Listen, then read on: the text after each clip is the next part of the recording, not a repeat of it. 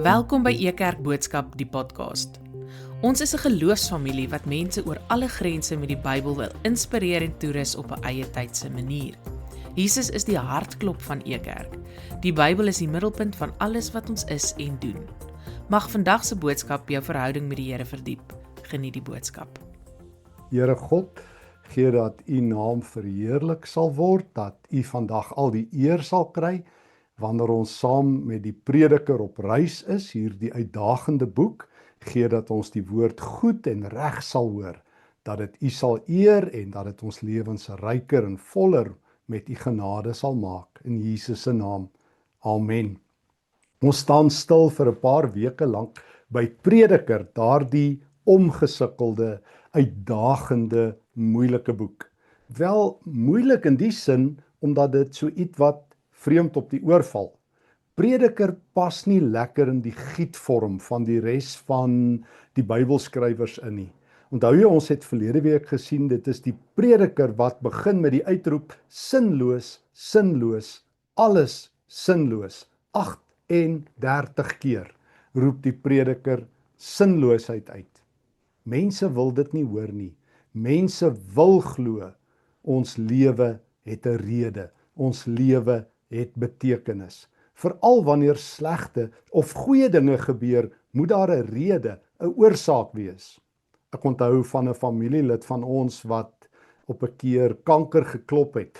Toe sê iemand vir hierdie familielid, jy weet, die Here het dit laat gebeur, want jou werk is nog nie klaar op aarde nie. Ek lees van iemand wat 'n hartaanval oorleef het en sê, God het my gespaar, want hy het groter dinge vir my in gedagte.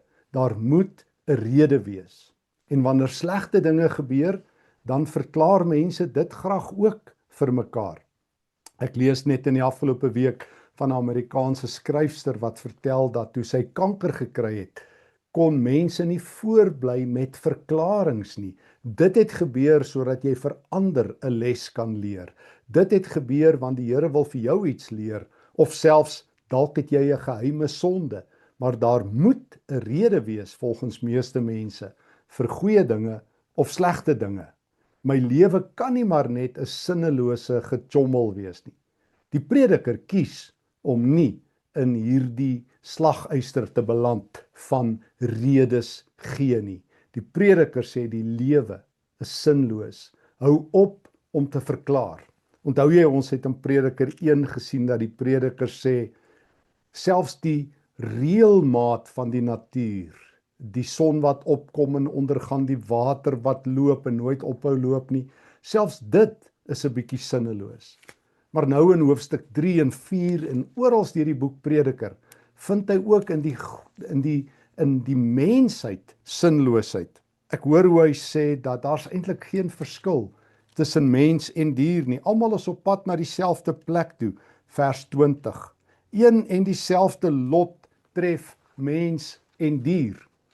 Ek onthou hoe hy in Prediker 9 sê, een en dieselfde lot tref almal. Prediker 9 vers 2, die reine en die onreine. Soos dit met die goeie mens gaan, so gaan dit met die slegte mens. So hy weier om 'n maklike antwoord te gee. Hy sê, al antwoord wat hy het, dieselfde lot tref almal. Hy wil nie verklaar hoekom goeie dinge met goeie mense gebeur, of slegte dinge partykeer met goeie mense gebeur nie. Hy sien sinloosheid. En ons moet daarmee deel, want die Prediker is bedoel om ook met daardie deel van geloof en met gelowiges ook te praat, wat nie altyd antwoorde het nie. Ja, dit is wonderlik as jy 'n deurbraak, 'n gebedsverhoring, 'n antwoord op jou gebede kry. Wonderlik. Maar wat van al die baie gelowiges wat ek dikwels van hoor en wat ook gereeld vir Ekerk skrywe en wat sê, ek was toe nou nie die gelukkige een nie. Ek het gehoor van die ander ouens wat die wonderwerk beleef het, toe daar 'n brand was en hulle huis nie afgebrand is nie, maar jy weet, my huis is toe afgebrand, en wat nou? Of ek het gehoor van iemand wat kanker gehad het en toe herstel het, maar my kanker gaan nie weg nie, ek glo laat dit klap, maar niks verander nie. Of almal het vir my gebid en my besigheid is nog steeds onder. Prediker skryf vir sulke mense. Hy skryf vir jou en my. Hy skryf vir mense wat nie met maklike antwoorde, quick fixes, tevrede is nie. En ons moet dit ook hoor, en ek dink dit is een van die redes hoekom God ook hierdie boek in die Bybel gesit het, om mense te help om in die regte lewe, ook met betekenis te lewe. Al is die betekenis nie die wat die kerk gewoonlik gee nie, toe maar jy sal later verstaan, daar's 'n rede vir alles. Alles sal goed uitwerk. Die prediker sê, basta, dit werk nie so nie. Nie eers met tyd nie, en dis nou Prediker 3 waarby ons aansluit. Tyd maak saak, ek meen, hier is my eie ou tydsaanduidertjie. Tyd loop, en dit loop vinnig. As ek hierdie ouetjie omdraai, dan sien ons mos hoe tyd loop. Tyd wag vir niemand nie. Lewe gaan gou verby. Maar dis nie wat die prediker oor die tyd sê nie. Hy sê die tyd is ook maar 'n sinlose affære. Kom ons lees Prediker 3 vers 1. Elke ding het sy vaste tyd.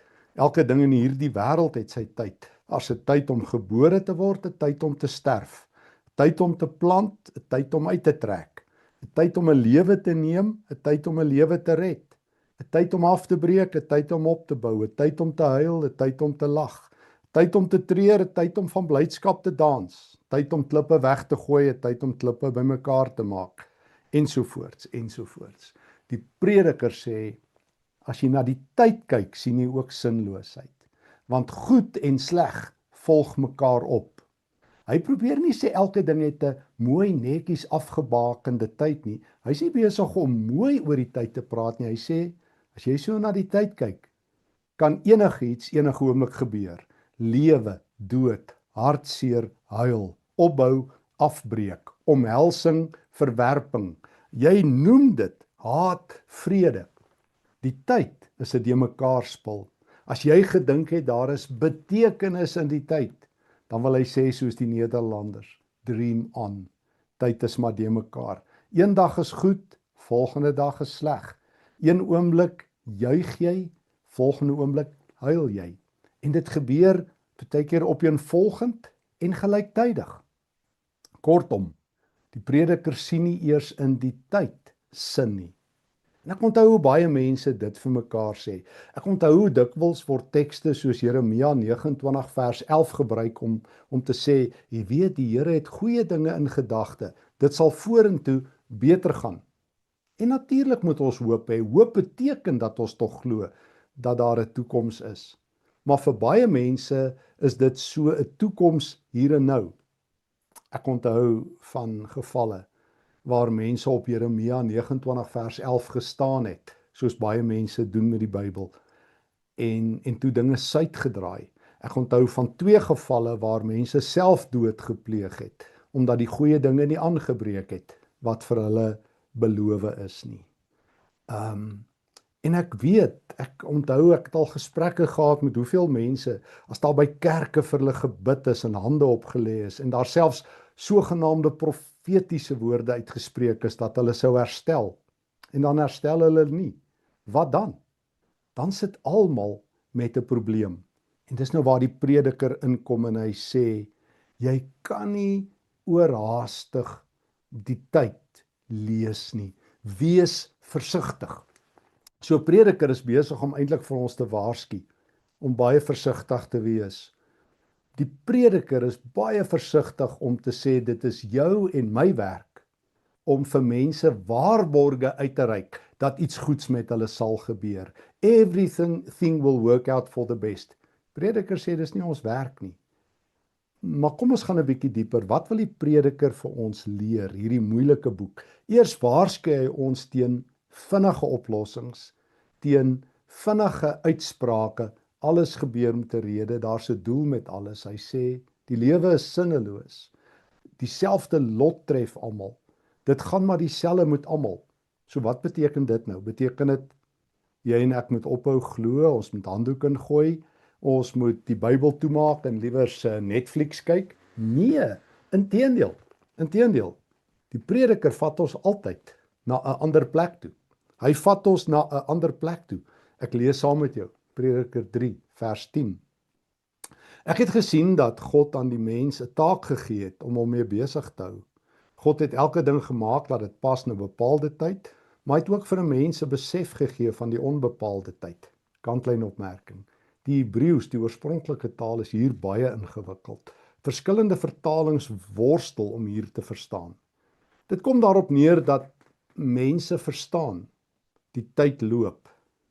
Maar nou is die vraag, hoe moet ons God verstaan in die tyd? En dan sê hy, tog kan 'n mens die werk van God van begin tot einde, letterlik ad olam, vir ewig, nie verstaan nie. Solank as jy lewe, kan jy God nie verstaan nie. Hier's die eerste antwoord wat Prediker 3 vir my gee. Ons vraag en ons tema vandag is, ken God beter, dan leef jy beter. En tot nou toe sê hy, as jy dink die lewe is sinvol en jy gaan daai sinvolheid ontdek, as jy dink jy het nodig om vir mense hulle toekoms te interpreteer, om vir mense gou-gou iets te sê, toe maar dit sal beter gaan, toe maar jy sal later verstaan, moenie. As jy dink jy moet sê God gaan later iets doen, moenie. Hy sê van begin tot einde kan 'n mens die werk van God nie begryp nie. Hy sê dieselfde, hou vas, ons gaan nou dit in groter detail met mekaar hierdie moeilike tekste deel, maar jy lê diep geheime as jy saam met my reis. Prediker 8 vers 16. So het ek my daarop toegelê om agter te kom wat is wysheid en om te begryp waarmee ou mense hulle hier op aarde besig hou sonder dat hulle dag tot nag tot rus kom. Toe het ek al die werk van God begryp. Dubbelpunt. 'n Mens is nie in staat om wat in hierdie wêreld gebeur te verstaan nie. Hoe hy hom ook al inspann, hy verstaan nie. Al sê die wyse hy weet, hy verstaan nie. So, punt nommer 1. As jy gelukkig wil wees, moenie God se handelinge, God se dade in die lewe probeer verklaar nie. Jy verstaan nie die lewe reg as jy God probeer verklaar nie. Andersom gesê, jy kan God lief hê sonder om die lewe te verstaan. Stop. Kan ek dit weer sê? Jy kan God dien sonder om die lewe te verstaan. Jy hoef nie 'n antwoord te hê oor hoekom dit met sommiges goed gaan en met ander sleg nie. Jy hoef nie 'n rede te hê oor hoekom daar soms 'n tyd is om op te bou en dan sal weer 'n tyd van afbreek nie. Jy hoef nie te verstaan hoekom is daar vrede en dan weer oorlog nie. Jy hoef nie Amerika, Israel, Iran, Suid-Afrika, die regering, die politiek, die wegraping, alles te verklaar nie. Jy hoef nie, dis nie jou werk om God se handelinge in mense se lewens te verklaar nie. Hierdie was die grootste deurbraak in Stefan se lewe. Want altyd as slegte dinge gebeur het. Onthou ek as 'n jong leraar, dan moes ek langs mense se sterfbed sit, dan wil almal weet nou hoekom het dit gebeur? Of as iemand in 'n motorkaping was of in 'n misdaad of as hulle geld verloor het. En dan hoor ek hoe ander mense sê, weet die Here het dit toegelaat sodat jy dat sal leer. Moenie. Die Prediker sê, 'n mens is nie in staat om God se handelinge in die lewe, in die wêreld, in mense se lewens te verklaar nie. En jy hoef nie. Ons is geroep om die evangelie bekend te maak, nie om hoe verklaar mens dit departementslede te wees nie. Ek onthou by die ou Afrikaanse radiodiens by RSG, was daar op 'n stadium so 'n program, hoe verklaar 'n mens dit? Wel, dis nie jou en my werk nie. Ek is nie aangestel as die verklaarder van God se wil, in die sin van ek moet langs elke mens se lewe sit en redes gee nie. Dis mos wat AI, Artificial Intelligence, deesdae doen. Jy vra 'n vraag en hy het 'n antwoord. En nou verwag almal dis die werk van die kerk. Almal het vrae, nou moet daar antwoorde wees. Die Prediker sê, moenie God verklaar nie. Ons is nie besig met 'n vraag en antwoord sessie as ons met die Here besig is nie. Ons is nie vra op alles verskuldig nie. Ons kan nie God se werk hier en nou in mense se lewens verstaan nie. Beteken dit jy en ek moet opgee? Nee, dit beteken nie ek moet ophou om oor God te praat nie. Dit beteken ek moet ophou om God te verklaar. Dit beteken ek hoef nie te sê daar's 'n rede vir alles en 'n rede te gee nie. Want dan gaan ek kort voor lank met die probleem sit wat iemand nou die dag vir my sê. Hoekom is een van my pasiënte dood en 'n ander een lewe? En almal het 'n verklaring. Ek het nie. Jy hoef nie 'n verklaring te hê nie. Ek hoef nie 'n verklaring vir die misdaad, die hijack, die lang lewe, die kort lewe, die verdrinking in die swembad ensovoorts te hê nie. Van begin tot einde hoef ons dit nie te doen nie. Wat moet ons dan doen? Ek hoef nie God se werk te verklaar nie, ek moet God se hart ken. Hier is ons eerste groot deurbraak volgend in die Prediker. Hy maak dit vir ons moeilik. Hy sê moenie die lewe probeer verstaan nie. Moenie antwoorde probeer gee nie. Moenie die tyd probeer lees nie. Moenie probeer vinnige quick fixes gee nie. Moenie God verklaar nie. Maar weet wie is God? God is die Almagtige. Hy's nie ons speelmaat nie. Prediker 4 vers 17, ons kom volgende week daarby. Moenie oorhaastig met God praat en van God praat en oorhaastige beloftes maak nie. God is die Almagtige. Weet dit. Ken jou plek. Dis goed genoeg om te weet God is die Almagtige en weet nog 'n ding van God. God is goed. Psalm 119 vers 68. God is goed en hy doen goed. Maar ek moet die groot Nuwe Testament teks lees. En dis wat vir my belangrik is. Ek verklaar nie God nie, ek verkondig God. Ek weet iets van God, al weet ek niks van die lewe nie. Weet ek die volgende van God. Romeine 8 vers 37. Nogtans, te midde van al hierdie slegte dinge, is ons meer as wenners. Ons is besig met 'n reuse oorwinning. Ons doen dit nie in ons eie krag nie. Ons doen dit deur Christus se krag. Daarom is dit is die bewys dat hy ons liefhet. Daarom weet ek, nog dood, nog lewe, nog engele of ander magte, nog dinge wat ons hier en nou bang maak, of dinge wat ons in die toekoms gaan bang maak, nog gevaarlike kragte of bonatuurlike magte daarbo, of waar ook al, of watter heerskappy of enige vorm van mag, kan ons ooit skei van die liefde wat God vir ons elkeen het. Ons ervaar hierdie liefde in alles wat Christus Jesus vir ons gedoen het. Dis wat ek weet.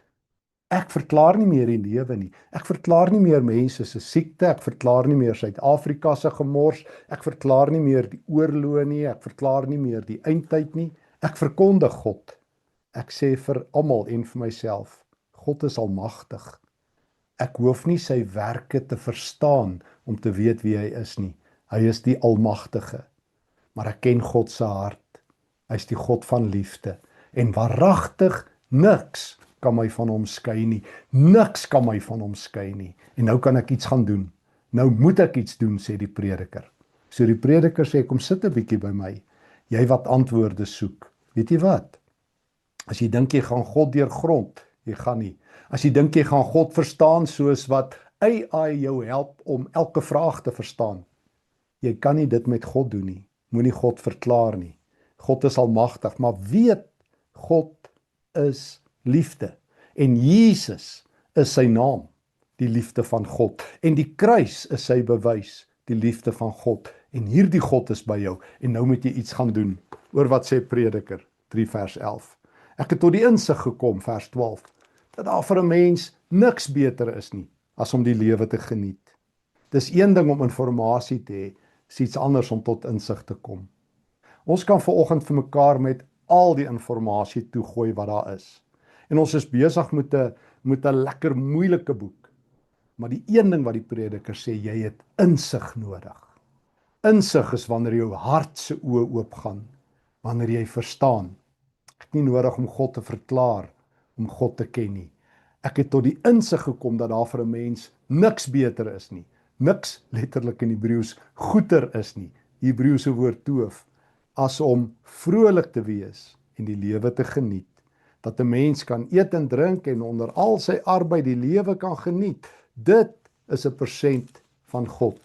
En hy sê dit ook in Prediker 8, toe ons gelees het, jy hoef nie God te verklaar nie. Vers 15, ek het vreugde aanbeveel.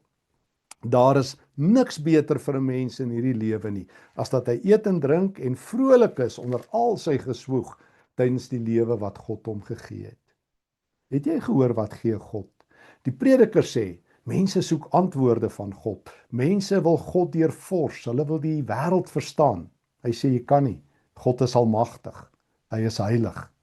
Maar daar is een ding wat God gee, vreugde. en hy gee dit wanneer jy eet en drink in sy teenwoordigheid en vrolik is. Drink jou koffie, drink jou tee, geniet jou lewe, breek jou broodjies, doen dit in God se teenwoordigheid. God gee vreugde. Ons het verlede week gesien, God gee vreugde as jy werk. So as jy nie gelukkig is nie, moet jy werk daarvan maak om jou werk te geniet.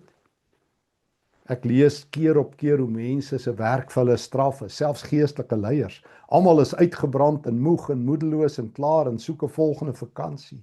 En God sê, ek gee vreugde. So daar is die een ding wat hierdie groot God gee, wat niemand eintlik by hom kom haal nie. Mense wil antwoorde hê en gebedsverhoring sê en God sê, kyk wat gee ek, vreugde.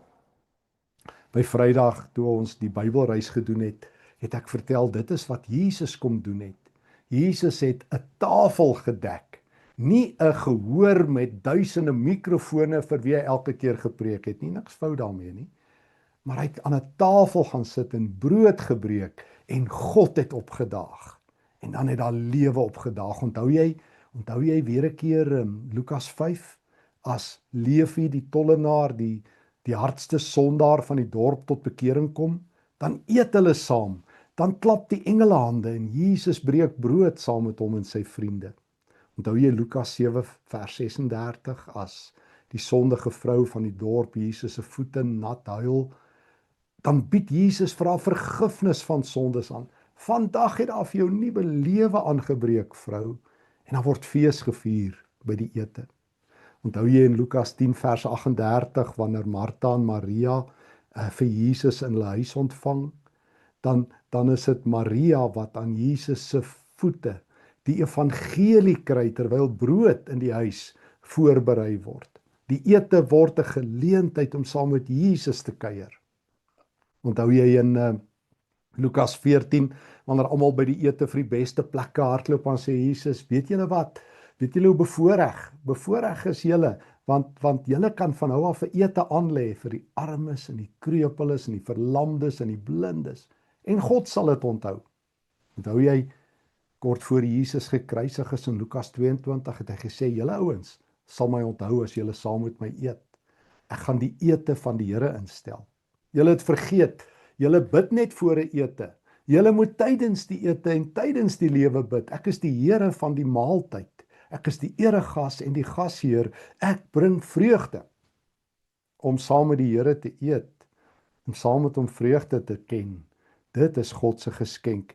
Wie kan eet? Wie kan vrolik wees? Wie kan die lewe geniet, hierdie harde lewe, as God dit nie gee nie? So, die prediker sê die lewe is hard. As jy sin soek, gaan dit nie kry nie, die lewe is sinloos. As jy dink jy gaan dit in die tyd sien, die tyd loop soos hierdie, loop maar net deur. Lewe is sinloos. Maar luister, moenie God verklaar nie, hê hom net lief, want God is goed. Weet dit en glo dit en eet saam met hom. Weet dit en lê 'n ete aan. Kuier. Nie soos 'n vraat en 'n wynsuiper soos wat hy vroeër was nie. Eet en wees vrolik in die Here se teenwoordigheid. Dat 'n mens kan eet en die lewe geniet en sy werk geniet, is 'n geskenk van God. Jy sal weet, as jy tot die insig gekom het. En as jy nie tot die insig gekom het nie, laat die Heilige Gees vandag opdaag.